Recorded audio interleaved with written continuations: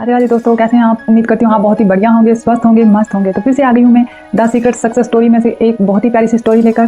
तो चलिए, वीडियो की शुरुआत करने से पहले हमेशा की तरह तहे दिल से धन्यवाद करती हूँ मेरी वीडियो पर आने के लिए, वीडियोस को लाइक करने के लिए, शेयर करने के लिए और कमेंट करने के लिए। तो चलिए स्टोरी की शुरुआत करते हैं।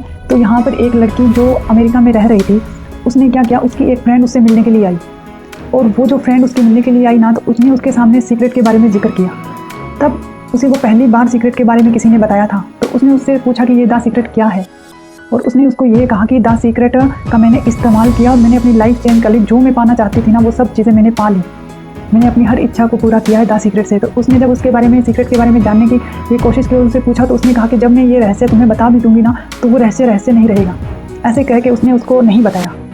लेकिन उसने सोचा कि ऐसा क्या है, वो द सीक्रेट है क्या। ऐसा करके उसने उससे पूछने की फिर कोशिश की, लेकिन उसने कुछ नहीं बताया। तो वो लड़की जब वहाँ से चली गई, तो उसने बहुत देर सोचा कि ये द सीक्रेट क्या है। उसने इधर उधर कुछ अपने जानकारों से पूछा भी कि ये द सीक्रेट क्या है, लेकिन किसी को नहीं पता था। उसने उस बात को वहीं छोड़ दिया। उसके कुछ दिन बाद उसका एक भाई आता है उससे मिलने के लिए।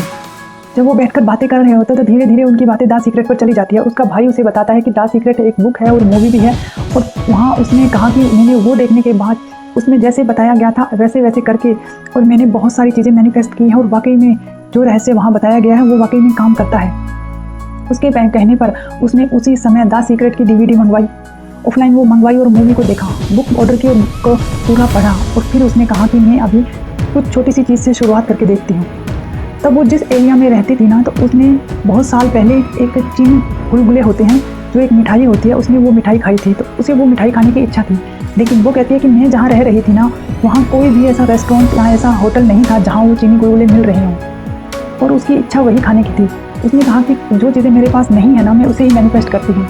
तो उसने किया क्या, उसने एक हफ्ते तक उन्हीं चीज़ों के बारे में, उन्हीं चीनी गुलगुलों के बारे में विजुअलाइजेशन करती रही और सोचती रही उनके बारे में।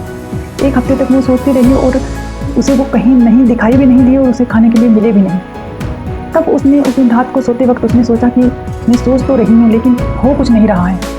ऐसा सोचकर उसने वो उस बात को वहीं छोड़ दिया कि चलो देखते हैं, सुबह देखेंगे कि क्या करना है और क्या कहाँ जाकर ढूंढना है। वो कहती है कि मैं चलो सुबह अगर टाइम मिला ना, तो मैं किसी और रेस्टोरेंट में जाकर वहाँ देखूंगी, पता करूँगी कि वो जो मैं चीज़ें ढूंढ रही हूँ वो मेरे आसपास है या नहीं है। ऐसा करके वो सो गई। उसने वही विजुअलाइजेशन फिर किया। जब उसने पहली बार वो चीनी गुलगुले खाए थे, उसने उसके टेस्ट को महसूस किया, उसने उसे विजुअलाइजेशन किया और वो सो गई।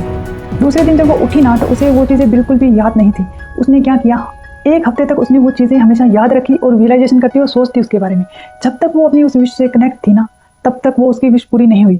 लेकिन अगले दिन हुआ क्या, उसने जो रात को विजुअलाइजेशन किया था ना, उसके बाद उसने उस विश को लेट गो कर दिया, उस विश को छोड़ दिया, और सुबह उठी, तैयार हुई और अपने ऑफिस के लिए चली गई। वहाँ जब वो ऑफिस के लिए काम कर रही थी ना, तब कुछ ही देर बाद उसकी फ्रेंड आई और उसने कहा कि चलो नाश्ते के लिए चलते हैं किचन में। उसने कहा चलो। जब वो दोनों वहाँ नाश्ते के लिए किचन में गई, और जब वहाँ पे उन्होंने नाश्ते को देखा ना, तो वो एकदम से चौंक गई कि वहाँ नाश्ते में वो चीनी गुलगुले रखे हुए थे।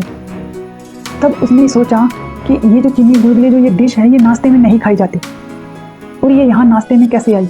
जब उसने उस लड़की से पूछा, तो उसने बोला कि किसी दूसरे ग्रुप जो कंपनी में काम करते थे, किसी दूसरी कंपनी ने उसे यहाँ पे वो डिनर इनवाइट किया था, वो जो लंच था वो उनका द्वारा भेजा गया था। अब वो बिल्कुल चौंक गई थी। उसे बड़ी खुशी हुई कि वास्तव में जो उसने सोचा था, जैसे ही उसने उसकी जो विश थी उसे लेट गो किया, लेट गो करके उसने यूनिवर्स पे छोड़ दिया कि कैसे भी होगा सुबह देखेंगे। ऐसे करके उसने यूनिवर्स पे छोड़ दिया, और दूसरे ही दिन उसे वो डिश जो उसने मांगी थी यूनिवर्स से, वो उसे खाने के लिए मिली। और हालांकि वो नाश्ते में खाने वाली डिश नहीं थी, फिर भी उसे नाश्ते में मिली। यूनिवर्स ने उसकी विश पूरी कर दी जब उसने लेट गो किया। इसीलिए लेट गो करना बहुत ज़्यादा ज़रूरी है। आप कोई भी चीज़ जब वो इंस्ट्रक्शन का इस्तेमाल करेंगे और कुछ भी यूनिवर्स से मांगे ना, तो आप एक काम ये कीजिएगा कि आप उस विश को मांगने के बाद यूनिवर्स के हवाले करके छोड़ दीजिएगा। वो कैसे आएगी, कब आएगी, वो काम यूनिवर्स का है। बस आपको करना इतना ही है कि विश मांगनी है और छोड़ देना है, उसके बारे में दोबारा सोचना नहीं है। सही समय आते ही वो चीज़ आपके सामने प्रकट हो जाएगी। तो थैंक यू सो मच मेरी वीडियो में यहाँ तक बने के रहने के लिए। आपको स्टोरी कैसी लगी मुझे कमेंट करके ज़रूर बताइएगा। वीडियो को लाइक कीजिएगा, चैनल को सब्सक्राइब कीजिएगा। धन्यवाद।